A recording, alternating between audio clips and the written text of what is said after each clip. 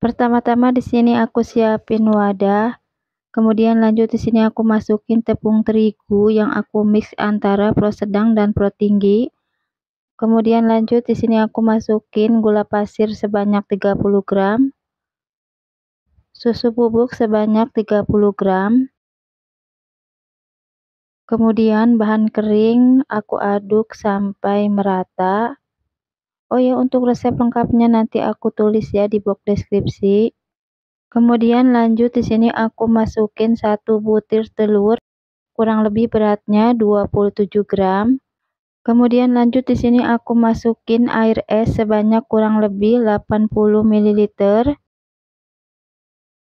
Aku masukinnya secara bertahap ya. Kemudian lanjut di sini aku masukin margarin sebanyak 55 gram. Kemudian aku kasih 1 gram garam. Kemudian lanjut di sini aku aduk dulu menggunakan sendok makan sebelum nanti aku lanjut mengulensnya menggunakan tangan dan aku lanjut lagi menggunakan mixer. Jadi agar mixer kita itu awet, tidak cepat panas, jadi kita mengulensnya tidak langsung menggunakan mixer ya, tapi kita bisa ulen dulu dengan menggunakan sendok atau menggunakan tangan seperti ini.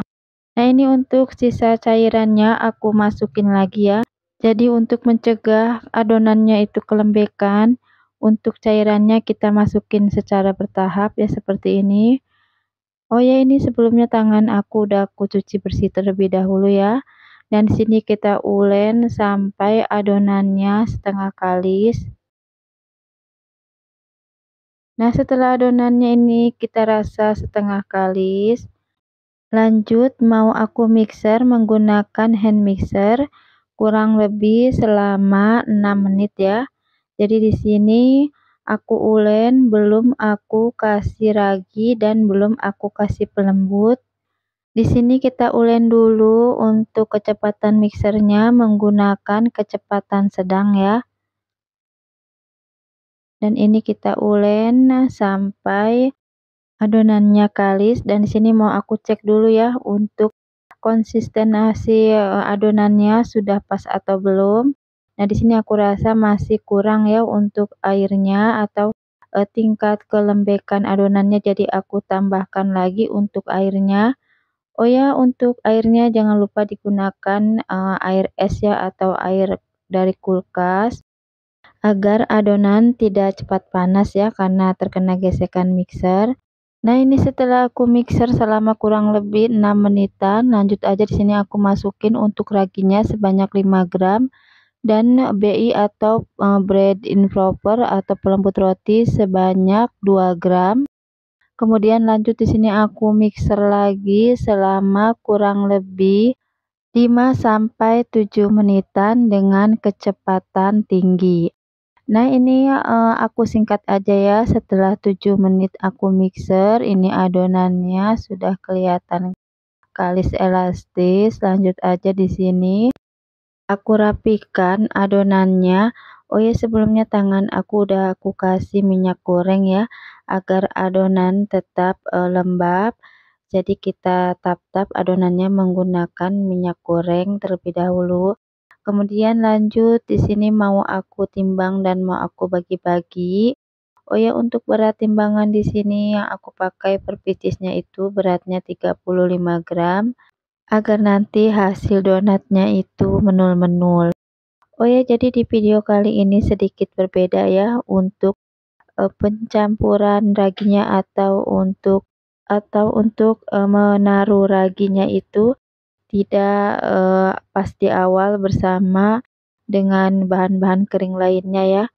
Jadi tadi aku campur untuk raginya itu, aku campur setelah adonan aku mixer selama kurang lebih 6 menitan. Jadi tidak aku campur di awal dengan bahan-bahan kering yang lainnya ya. Seperti biasa yang aku contohkan di video-video sebelumnya, itu raginya dan bahan kering aku campur semua ya, kemudian langsung aku ulen. Nah, di sini untuk adonannya ini sudah kalis elastis ya seperti ini. Ciri-cirinya jika adonan direntangkan sudah tidak mudah putus dan sudah membentuk selaput bayangan. tandanya adonannya sudah kalis elastis dan adonannya siap kita timbang dan kita bagi-bagi, kemudian kita rounding seperti ini ya. Oh ya, untuk merondingnya usahakan yang padat ya, dan untuk bagian bawahnya ini kita kunci rapat seperti ini agar nanti saat digoreng tetap rapi ya untuk bentuk donatnya. Oh ya, jadi di sini aku penasaran dengan metode 6 7 menitan ya. Jadi setelah adonan tanpa ragi kita ulen selama kurang lebih 6 menitan, dan setelah 6 menitan kita masukin ragi dan pelembutnya, kemudian kita ulen lagi selama kurang lebih 7 menitan, akan menghasilkan donat yang menul-menul dan berwetring tinggi ya.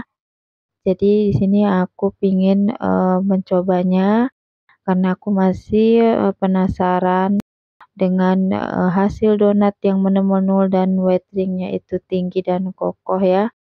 Karena aku sudah sering bikin donat, sudah bertahun-tahun, mungkin aku sudah ratusan kali juga ya membuat donat, tapi untuk hasilnya aku masih belum puas untuk hasil donat aku, karena masih belum bisa sebagus teman-teman ya, yang wetringnya itu tinggi dan kokoh.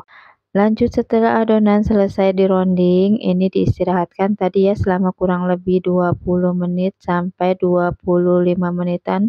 Kemudian lanjut di sini kita pipihkan menggunakan cetakan kayu. Jika kalian tidak ada cetakan kayu, kalian bisa gunakan scraper atau alat yang datar ya bagian bawahnya. Di sini aku memipihkannya menggunakan alat kayu yang sudah satu setel ya dengan cetakannya, dan di sini untuk ukuran cetakan kayunya aku pakai di ukuran 6 cm. Dan setelah kita cetak, ini kita pindah ke alas adonan seperti ini yang kita taburi tepung terigu dulu ya tipis-tipis. Nah, ini kita lakukan sampai semuanya selesai ya. Jadi di sini untuk pertama kalinya aku mencoba teknik 6 dan 7 menit ya, dan nanti kalian bisa lihat hasilnya, apakah donat aku ini nanti hasilnya menul-menul dan berwetring tinggi atau kokoh ya. Jadi disimak videonya sampai selesai, jangan di skip-skip biar kalian enggak penasaran.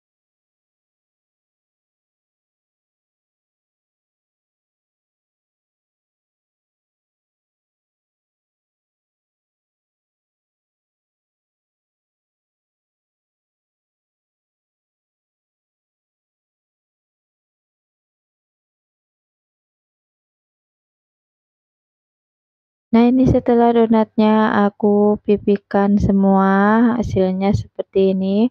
Kemudian ini akan aku istirahatkan selama kurang lebih 1,5 jam sampai 2 jaman ya, atau tergantung kondisi cuaca di tempat kita ya, atau di dapur kita. Nah, ini setelah aku istirahatkan selama kurang lebih 1,5 jam, ini sudah menul-menul ya donatnya.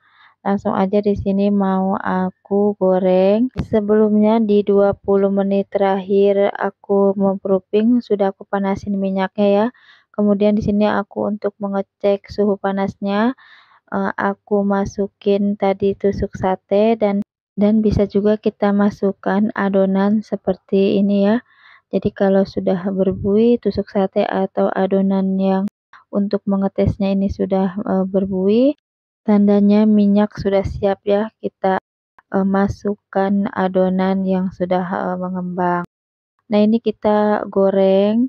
Oh ya, untuk menggorengnya ini kita gunakan api sedang cenderung kecil ya, dan untuk menggoreng donat kita balik cukup satu balikan aja, jangan dibolak-balik ya agar tidak banyak menyerap banyak minyak.